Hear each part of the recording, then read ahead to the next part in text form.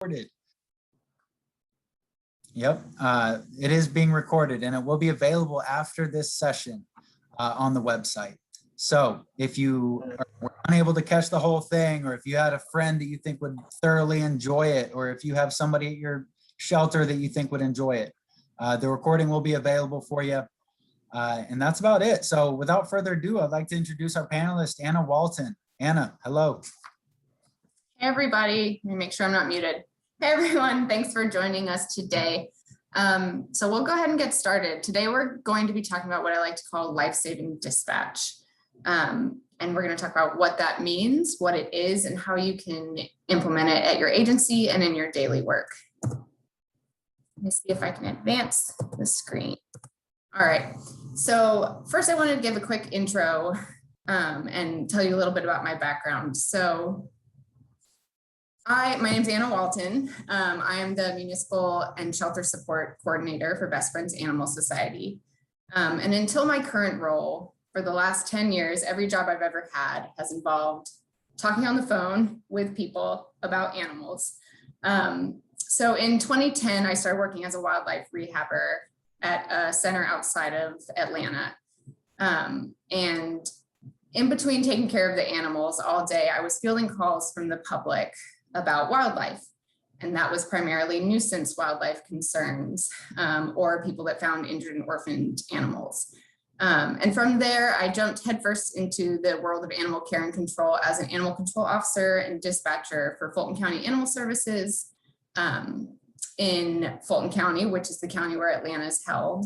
I came to dispatch from a different route. So I was put on light duty. I started in the field as an officer and I was put on light duty and began working in dispatch. And I realized that there was a big opportunity there. And I was able to take what I learned in the field and work calls over the phone. And we'll get into that later. So then in 2017, I began working for Best Friends Animal Society as a community cat program coordinator for the cat program based out of Atlanta with Best Friends. And a large part of that role was speaking to people, mostly on the phone, about community cat issues, mostly nuisance situations, what to do if you find kittens.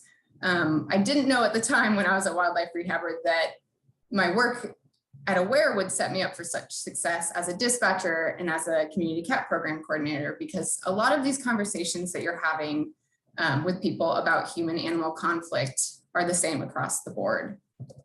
So we'll jump right into it. And so I just want to speak on the intention of this training and on this program. So we're hearing more and more stories of agencies across the country that are working to bring field services and animal control officers into their life-saving work, into their mission, and moving towards more community-oriented approaches. And seldom in those conversations does dispatch come up. For such an important program, it really, a lot of times has limited training and limited resources offered to it. So the intention of this training and the Life-Saving Dispatch program that I've been developing is to make sure that we recognize the importance of dispatch and the work that dispatch does, and to make sure that they're not left behind in these conversations as animal services evolves and starts moving in a new direction. So in dispatch, there's so much potential for proactive problem solving, for life-saving, for community engagement, that the traditional model of dispatch, it leaves behind. And the idea of this program is really refocusing time that would typically be spent on collecting information and dispatching out an officer, and really thinking about dispatch in a different light and how we can utilize the resources that are already there and the staff that's already there to really increase our impact in the community and increase the positive outcomes for animals of the community. And dispatchers have a direct line to the community and they can directly help the pets and the people. So it's really about reframing how we look at dispatch and squeezing the most that we can out of those existing resources to further our mission and further our goals. So I like to think of dispatchers as the gatekeepers to the shelter. They're really the gatekeepers to animal intake. How you handle every call will have a direct influence on the resulting path of the animal that's involved. There's so much that can be done over the phone to keep pets in their homes, to use community solutions to return pets to their homes if they become lost. You can solve a lot of problems, just through conversation and providing resources, and ultimately increase the positive outcomes for pets in your community over the phone. So dispatch is the voice of the shelter. Often they are the first point of contact that a community member calling the shelter will have with your agency. A lot of times they will be the only point of contact. So it's important that dispatchers are thoroughly trained, and it's important that they're well versed in your agency's mission and your goals, so that they can advocate those to the community. Like I said, oftentimes they may be the only person that community member speaks to from your shelter, from your agency. And just another important reminder for dispatchers out there is that you are the expert. We historically have trained the community. This goes for field services in general. We've trained the community to call animal control, call animal services, and tell us what needs to be done. And we need to put an end to that and act as animal experts for our local communities. So I just want to stop before I go any further into this, and just focus again on the fact that priorities, will always come first. We'll talk about this a little bit later as well. But your officers, protecting your officers and officer safety will be your number one priority. You are their only lifeline from the field and the outside world.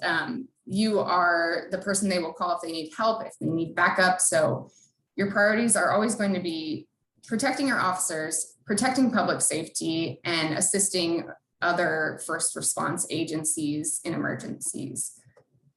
So speaking of protecting your officers, something that we see too often is that dispatch, I'll just frame it this way, dispatchers are the multitaskers of the animal industry. They are doing 15 things at once. But it's important to remember that the radio is always going to come over the phone. If you get a call from one of your officers over the radio at the same time, always make sure that your officer's okay, make sure that they're not in an emergent situation and that they can hold. If there is an emergency taking place on the other end of the phone with a caller from the community, just make sure your officer can hold, handle that emergency. Otherwise, you want to handle radio traffic first. And that is to make sure that your officer is safe, and also to limit radio traffic. You want to make sure that you're not holding up the radio in case other priorities need to come through. And the same goes for following proper radio protocols. So an ideal dispatch program would have written radio protocols that you would follow. And those would set you up to limit your air traffic. Like I was saying, longer conversations can be held over the phone or an alternate radio channel, so that radio is clear if it needs to be for priorities. And other things you can build into your SOPs and your radio protocols are using things like 10 codes or the phonetic alphabet. And those will it'll ease conversation. It'll make sure that information is passing from one point to the other clearly and effectively. So always be prepared. Things that you want to keep at your desk. You want to have your ordinances available. Ideally, you should know your ordinances, the local ordinances, anything that your animal control officers are going to be enforcing. You want to know what it is, and you want to be able to explain it to the community when they call you and ask you about it, which will happen. Know your SOPs, follow them. If you don't have SOPs, write SOPs. And then any other contact information that you need for the community. It's good to have non-emergency PD and fire lines, child protective services, elder protective services. You'll need all of these resources more often than you'd think. And a very important one also is resources for victims of domestic violence. There's a website called safeplaceforpets.org, and that has some good resources and will help you find local contacts for people that are having those issues. If they call your shelter, you can direct them in the right place. Always TNR groups, wildlife rescue groups, any resource that you can connect your community with, have it there, have it available. You don't want to have to go digging through files to find a phone number. So it's good to have it available to you. When I was working dispatch, we had little cubicles with 3 walls, and I had paper all over the walls with little handwritten notes of phone numbers and resources that I thought I might need, contacts, business cards, bulletin boards everywhere. But that's not the only way to do it, and there are better ways to do it. So in this age of technology, we're working with an agency now that is having problems with using their shelter software for dispatch. So they found a workaround that I just wanted to share if anyone else is having similar problems through Trello.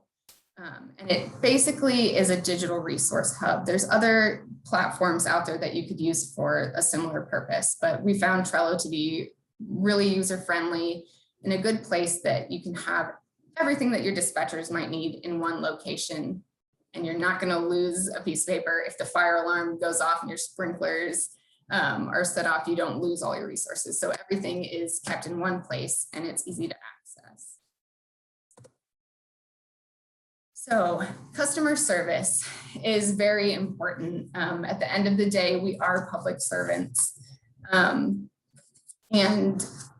it can be hard to stay positive when you're fielding the same types of phone calls day in and day out. You're getting yelled at over the phone every day you come to work. And I know it can be hard to remain positive and stay engaged, but it's so important as public servants, as customer service for your shelter, to really remain non-judgmental to the best of your ability, treat every call as a fresh plate, like just come to the call with nothing.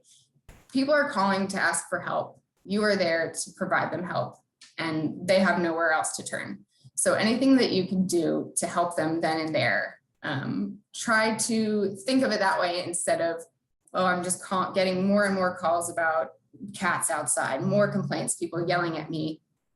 Try to leave that behind and start each call with a new perspective.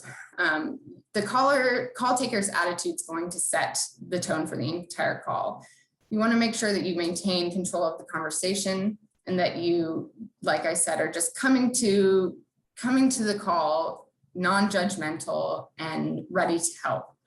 At the same time, your voice is all you have, right, over the phone. So it's important to maintain control of the volume, how quickly you're speaking. You don't want them to sense any kind of anger, frustration, or nervousness in your voice when you're talking to them over the phone, because a lot of times they're in emotionally heightened situations and they're panicking. So they want the person on the other end of the line to be that guiding light and that person who can help them. And that's what you are. So while information collection is not everything, it is very important. It's important, like I said, to maintain control of the conversation.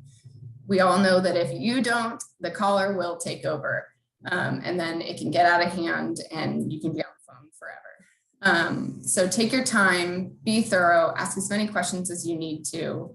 It's important that you get contact information first, and that is in case the call is dropped, in case you lose contact with the caller, you're able to reestablish that connection with the caller if that happens.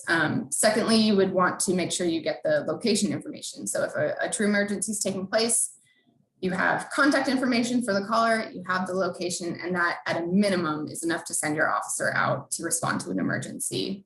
When you're collecting information, make sure not to use leading questions. So, and we don't want to ask, is the dog being aggressive? Instead, try to use open-ended questions when you're collecting information to get an unbiased view of the situation that's occurring on the other side of the phone. And it's hard because it's coming through a human lens, right? So it's going to be biased coming from your caller's perspective, but we don't need to influence that anymore by asking leading questions. So rather than asking if the dog is acting aggressively, ask the caller to state, what is the dog doing? What is the dog physically doing right now? And you can take that information to determine if an officer needs to be sent out for public safety reasons, for animal safety reasons, or if it's something that could be handled over the phone.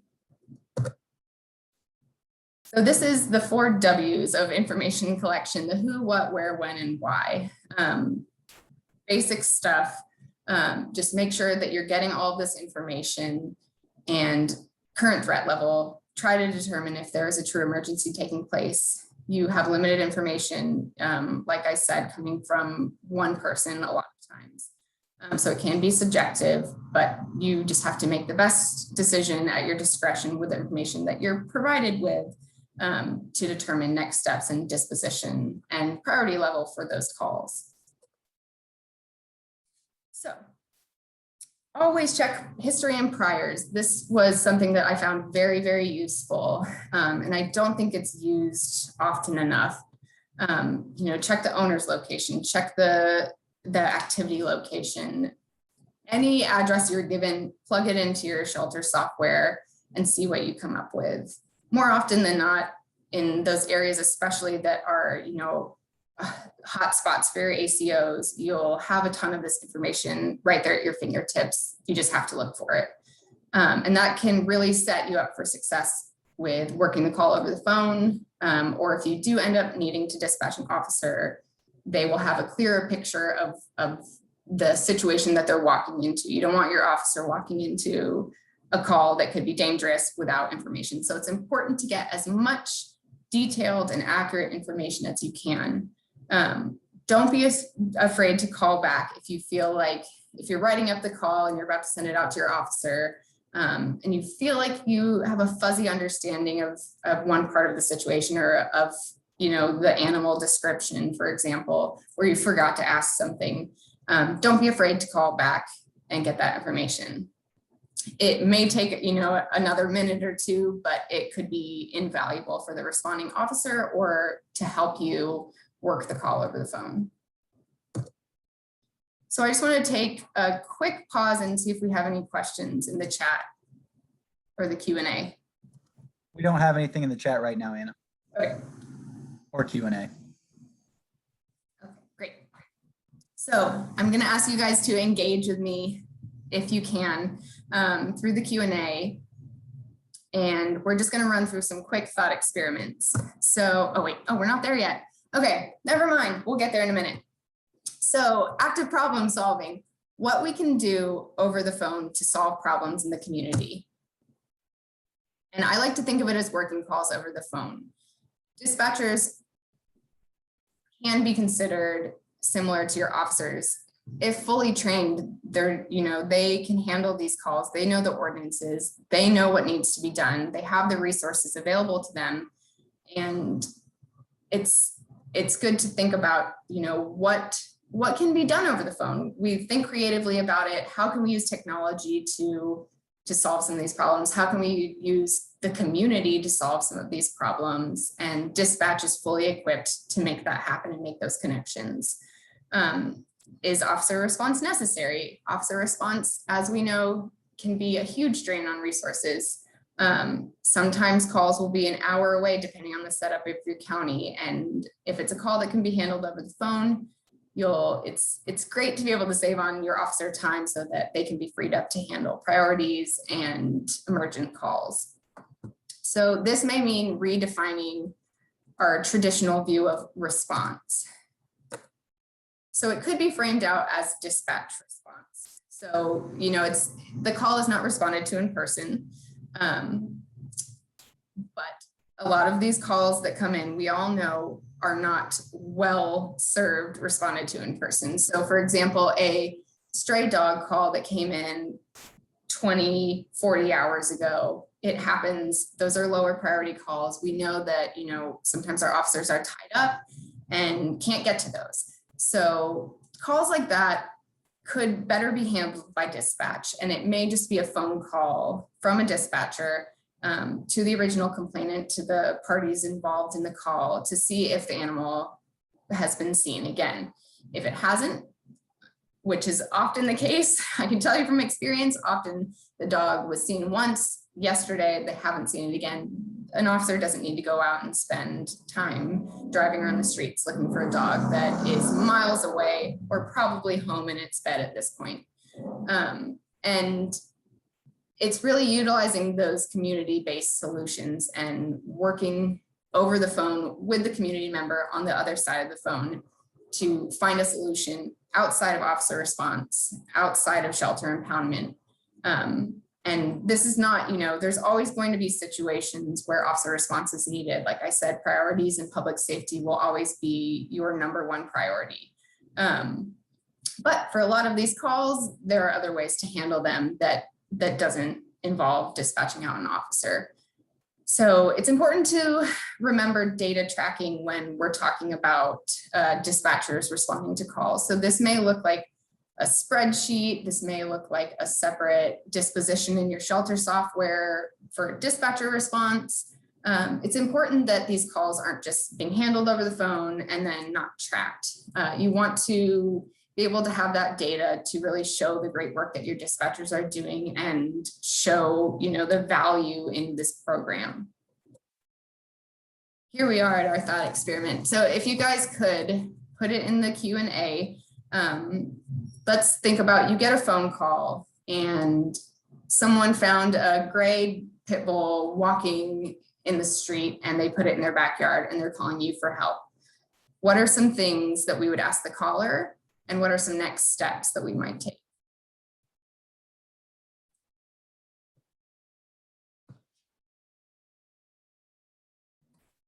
I will let you know when anything comes in the Q&A. First, was it wearing a license tag? Yes, So, good. does the dog have a tag?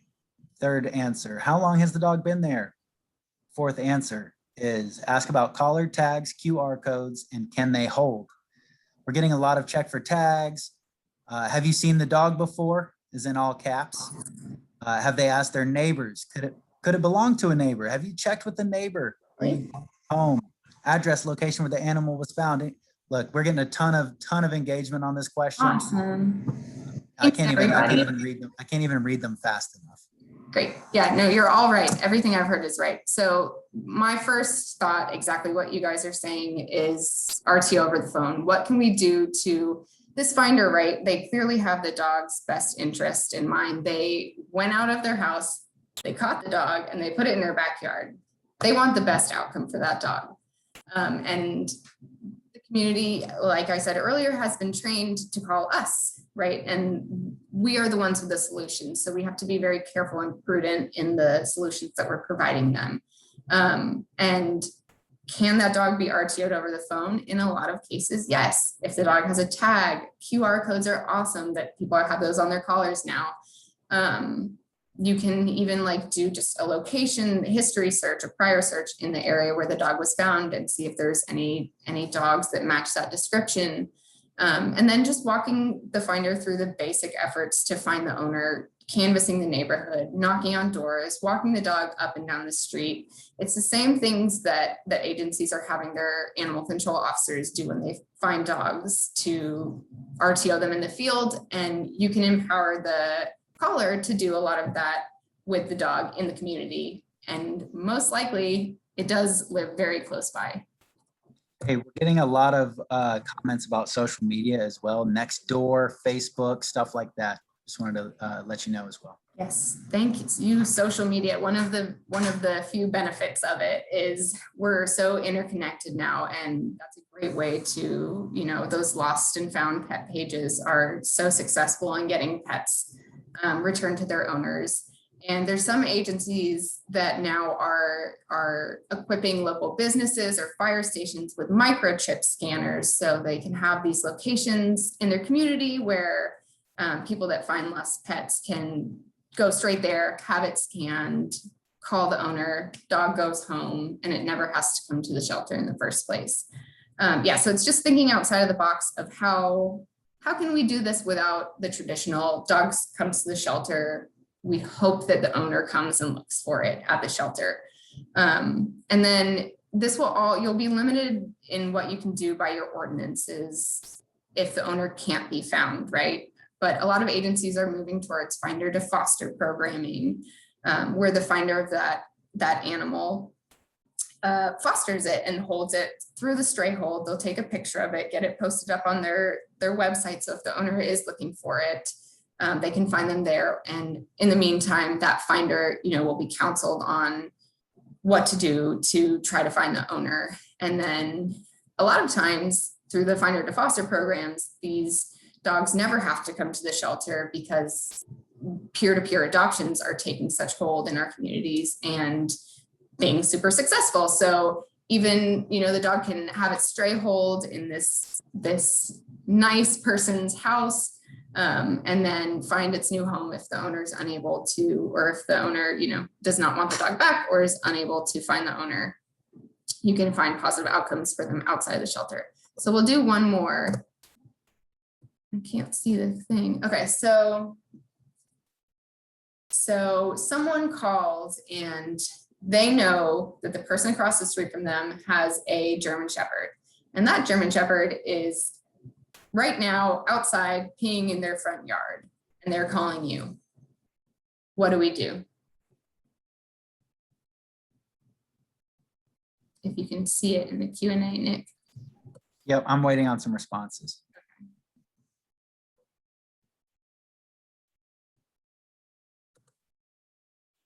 Contact neighbors.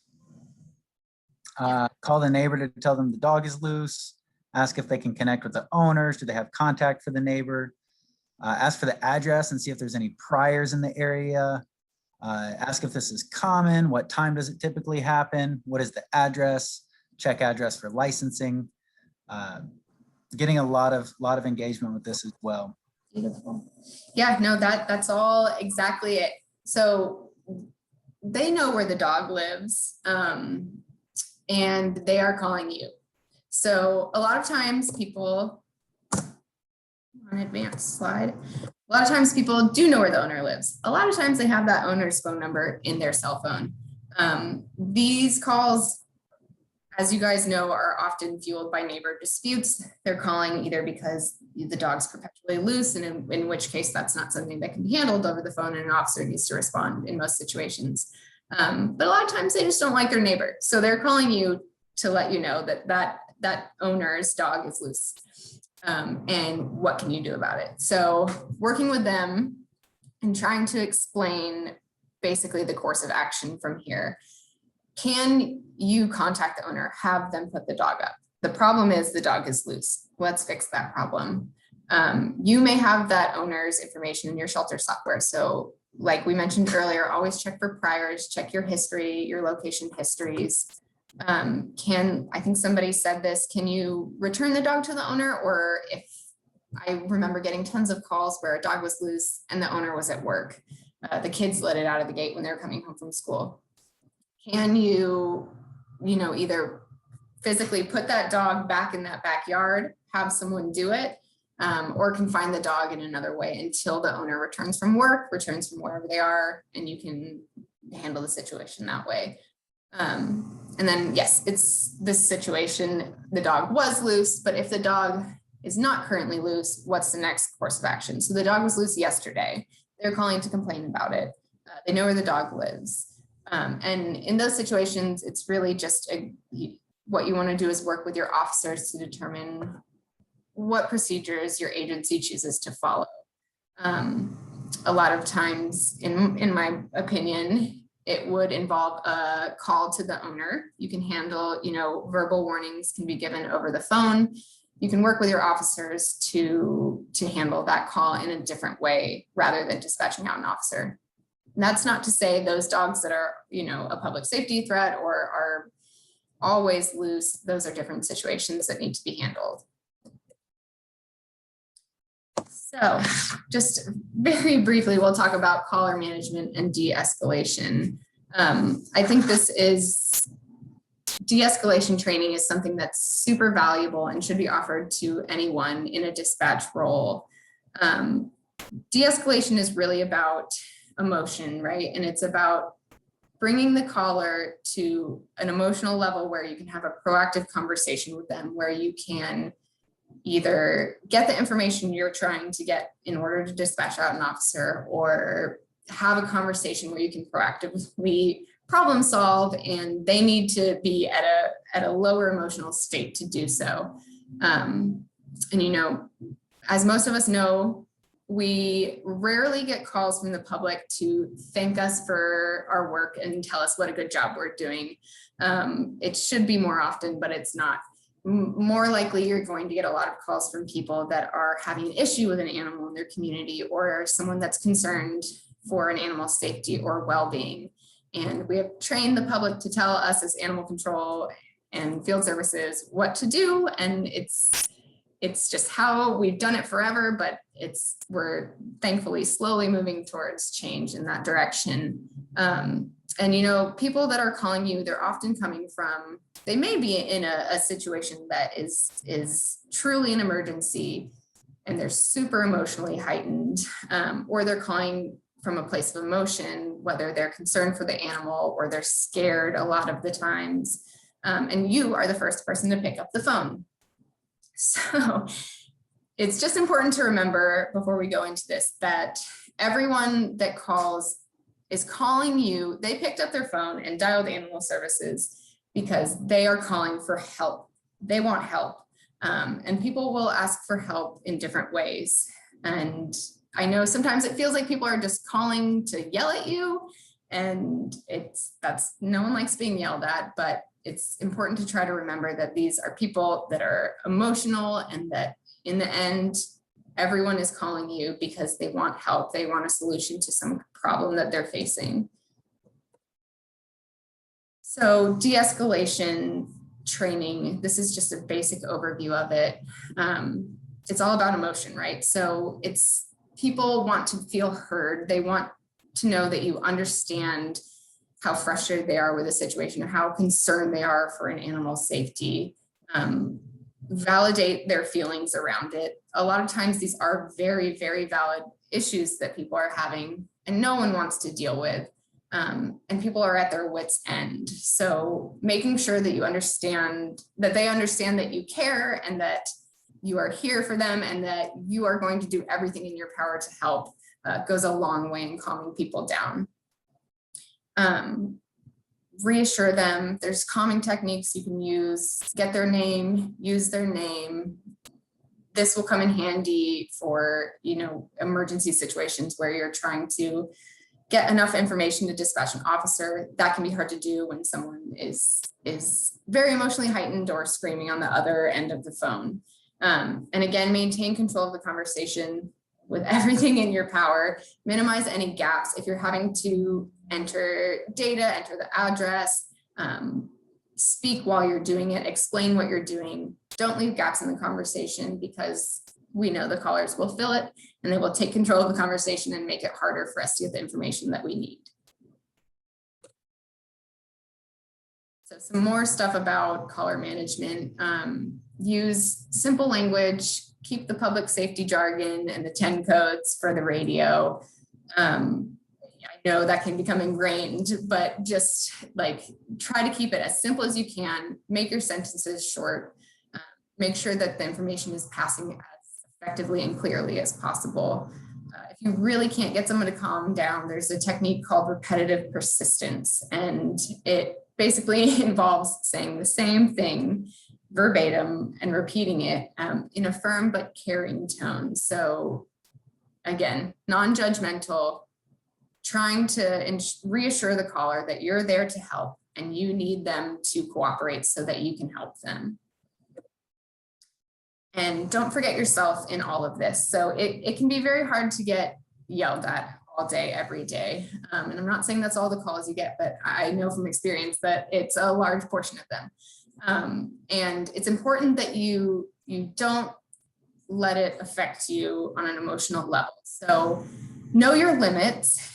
If you are lucky enough to have a coworker, someone else there that can take the call if you're unable to handle it professionally, pass it off. A lot of times that's the best thing that you can do, or place the caller on hold, barring an emergency, while you're able to compose yourself and come back to the conversation with a calm attitude and ready to help.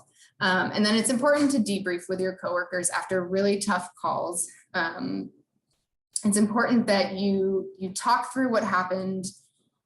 At the best case scenario, you can figure out what you could do better, how you could handle that call better next time, and at the minimum that you can leave some of that emotion. You can detach yourself from that emotionally and leave that at the shelter and not take it home with you and not take it to the next phone call with you. Do we have any questions? Hold on one second. What about cats? This is the only question. What about cats? The dispatch here tells the public that cats are wildlife when they call. Do you have a script about TNR, community cats, kittens that can be shared? When cats are wildlife is the only answer, the cats are not receiving help, such as spay and neuter. Yes, we'll talk about cats in a minute. Yes, we'll talk about cats, and yes, I have tons of resources. I'll put my email in the chat, and it should be at the end of this PowerPoint, and feel free to reach out. So that's what we're about to talk about now is nuisance complaints. A large part of dispatch work is fielding these nuisance calls. And traditionally what we do is take the call, get the information. Yes, sir. Yes, ma'am. We'll send out an officer. When a lot of times these nuisance situations can be effectively resolved over the phone. And most nuisance complaints stem from the same thing, and it's human-animal conflict, right? And it's usually over space. So cats are in my yard, or raccoons are knocking over my trash can. And we're going to talk about nuisance mitigation, and successful nuisance mitigation is helping people find ways to solve, the issue that's at hand, and helping humans and animals coexist. That's our end goal. So the first thing to remember with complaint mitigation is you're not trying to win. You're not trying to convince the caller of anything.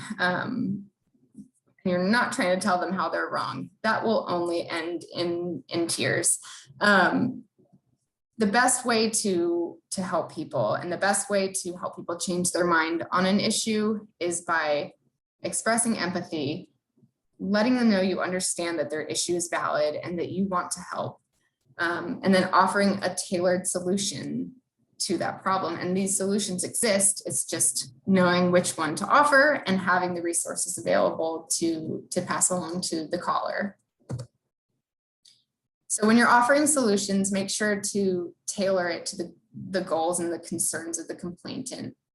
So you want to use terms that they care about. So for example, community cats. If you're talking to someone who's having a nuisance situation with a community cat, an outdoor cat, when you're offering a solution, focus on how spay neuter can end that nuisance behavior, rather than how return to field and TNR is increasing life saving in shelters. Make sure you're using solutions. Make sure your solution basically answers their problem, right?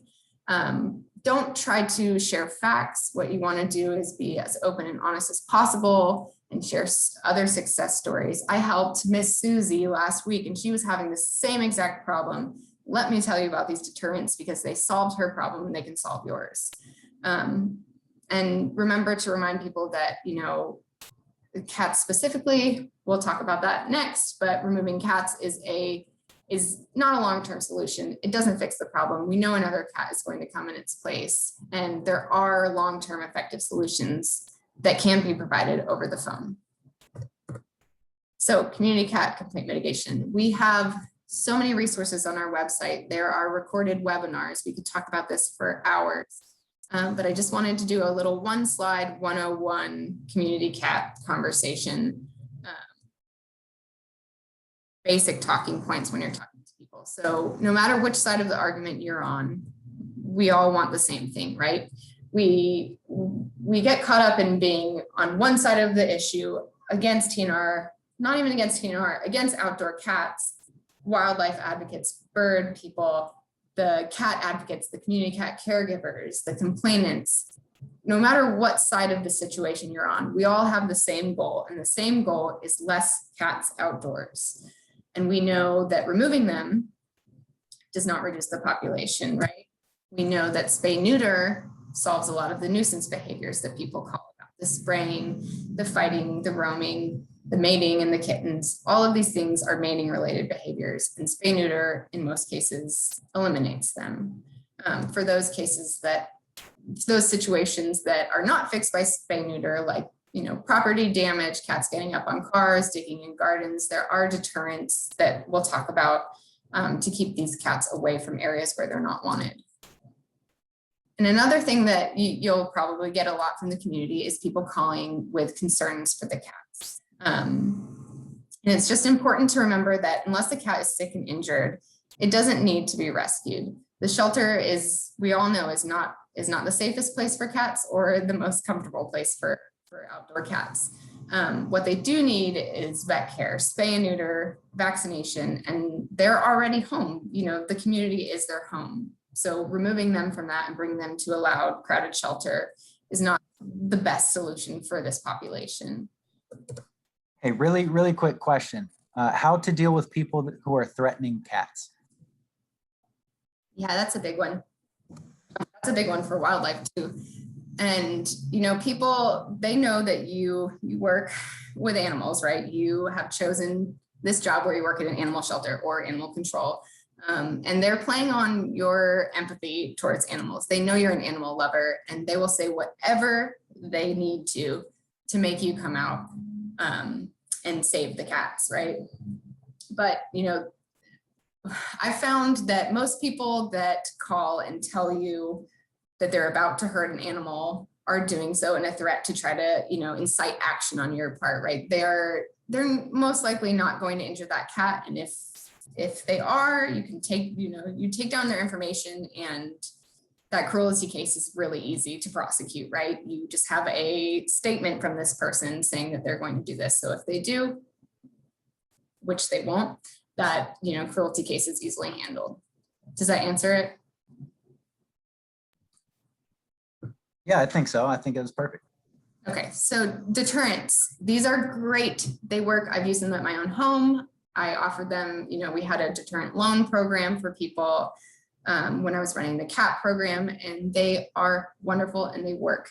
And everything's pretty affordable. You can find them all on Amazon or home improvement stores for under $50. And there's certain things that, that are better tailored to specific solutions. The bottom left picture here is great for cats that are digging in gardens, or on the bottom right for cats that are jumping up on fences and walking around. That will keep them off. It'll keep birds off too. And these top two, the one on the left is an ultrasonic solar powered deterrent, and the one on the right is called like a spray away, and it hooks up to a garden hose. It has a motion detector, and it sprays the cat or wildlife or dog that comes in the yard and basically trains them to stay out of the yard. So moving on to wildlife. I don't know how many of you deal with wildlife concerns, wildlife at your agency, but I'm sure you get a lot of calls about it nonetheless. So the best thing to do is understand that when people call about wildlife, it almost always stems from fear. It stems from just a lack of understanding of the animals and a fear that that animal is going to hurt them or their pets, right? So there's some really great resources HSUS has on their website they have this whole guide that's huge, and it has like one-pagers specific to every species that you could imagine with solutions that you can provide people. So I can try to put the link in the chat, or you can just look it up on their website. They have wonderful webinars, anything you might want to know about wildlife nuisance mitigation can be found there. But almost all wildlife nuisance situations can be handled with exclusion. So, if they're in a house, getting them out, patching the hole, or deterrents. They work great for raccoons, just like they do for community cats. You'll get a lot of calls about orphan babies, and there's some resources on our website about what to do if you find abandoned kittens, and the same conversations are had when in reference to wildlife. So this humane conflict resolution guide has some stuff about orphan babies that's great. A lot of species of wildlife will just dig a little ditch in the ground, leave their babies there, and leave so their babies are safe, they're not drawing attention to them. And then we stumble across them and find baby rabbits on the ground and think that they need help, when in reality, they're in their nest where the mom thinks they were hidden. People will call a lot of times with rabies concerns. Especially this time of year, you'll get a lot of calls about wildlife that's not typically out in the day, that is out in the day now. And people are concerned that they're sick, that they're rabid. Raccoons aren't supposed to be out during the day. Foxes aren't supposed to be out during the day, when really that's a misconception. And during this time of year in spring and summer, they're working extra hard to find food. They have babies that they're supporting. So a lot of times they're out 24/7 trying to find enough resources to care for their babies. And then find and utilize any local wildlife groups or rehabilitators in your area. They are, experts in having these conversations. So if you can bring them in on it, that's always a great resource to have. So just in conclusion, this was taken from a EMS dispatcher training, this first bullet point. And I loved this recommendation, and I wish it was something that I had when I was doing dispatch, but it says to take every call like it's going to be on the news. So it's a great way to think about it. Keep your own emotions in check and come to every call with a fresh perspective, maintain professionalism, stay calm, no matter how hard you try, you have to stay calm. And it's important that you are really doing your best to listen to the person on the other end of the phone, and trying to see, the call within the call, right? Trying to filter through their perspective of what's happening, their fear and their emotion, and see what's really going on, so that you can address the situation appropriately. Always have protocols and procedures written down, have dispatch SOPs. It's very important and pretty uncommon, actually, to have written SOPs for your dispatch program, but it's important to make sure that your program, remains consistent and that everyone is responding to calls the same way. It's going to support community engagement, and the perception of your shelter in your community's eyes. And remember why we're all here, right? At the end of the day, is to be able to help people, right? Help people and animals, and help them in the best way that we are able to, not in the way that they tell you that they want you to help them. And there's some exciting stuff happening out there for volunteer support in field services and dispatch. So I don't know why we never thought about this, for the decades that volunteers were working the shelter with the animals, but volunteers love to get involved with field services. And Pasco County Animal Services is starting, I think they've already kicked it off, a volunteer program where they have volunteers in the trucks with the officers, volunteers in dispatch helping out. So don't forget to tap that resource, because I know that it can feel like you'll never get to the calls in your hopper and you'll never get all the follow-ups done. So remember that you can build volunteer support into your program, and they can help you get things done. We have a ton of resources available on our website. So we have a couple interactive online modules. One of them is kind of this presentation in a module form. We have one specific to handling stray animal calls in COVID times, which is really just community solutions, right, to animal problems. So it's things that can be carried over now and in the future. We have a playbook on dispatch that has tons of resources in terms of SOPs and de-escalation training. And the Humane Animal Control Handbook, which is on our website, it's the Animal Control Bible. It has everything you could ever want to know. And we are working on this Lifesaving Dispatch program. We're hoping to be able to provide mentorships and resources to people that want to enhance their existing dispatch program or build one from scratch or totally rework it. So feel free to reach out to me and I can send you resources if you can't find what you're looking for on our website. And we ended a little early, so Questions, anyone? Hey, I got a question in the chat, and I think this is a good opportunity to show the balance that it isn't only just diverting calls, that dispatching officers is also quite important. And what if we receive a call from an upset RP threatening to shoot an aggressive dog on their property? Is that something where you would go ahead and dispatch an officer out, or obviously? Yes, I would say yes, dispatch an officer out. And if your officers don't, carry protective weapons, then maybe also contact PD in a situation like that. Whenever weapons are involved, I would definitely send out an officer and probably local PD backup. Yeah, 100%. And I think that this just plays into what you said earlier about how our main priority is the protection of the officers and public safety, and never back down from that main priority, although have balance with some of the lower level calls. But yeah, we're getting a lot of comments in chat agreeing with you, and I think that that's definitely the plan of action. Any other questions? Like we have questions about those SOPs. Yes. So there's one sample SOP on the Lifesaving Dispatch playbook, which can be found on our website, on our network.bestfriends.org page. And I will put that into the chat shortly. Okay, yeah, and send me an email and I can send you some other SOP examples.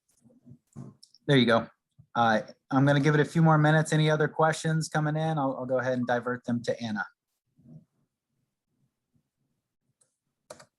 while I am attaching this link to the playbook in the chat.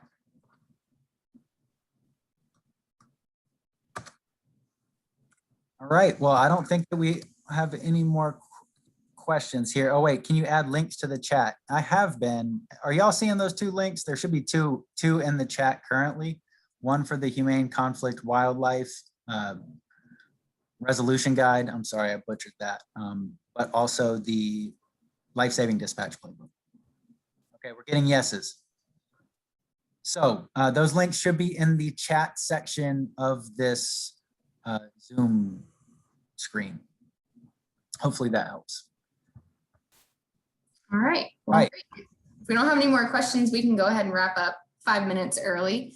But really, please reach out if you have any questions. I'd be happy to chat and provide you with any resources or answer any questions or offer advice that you may need. And keep doing what you're doing. And we see you and we appreciate you. Dispatch, it's a vital and really important part of the sheltering and animal control world. And I'm hoping that it can, be more in the spotlight as we move forward.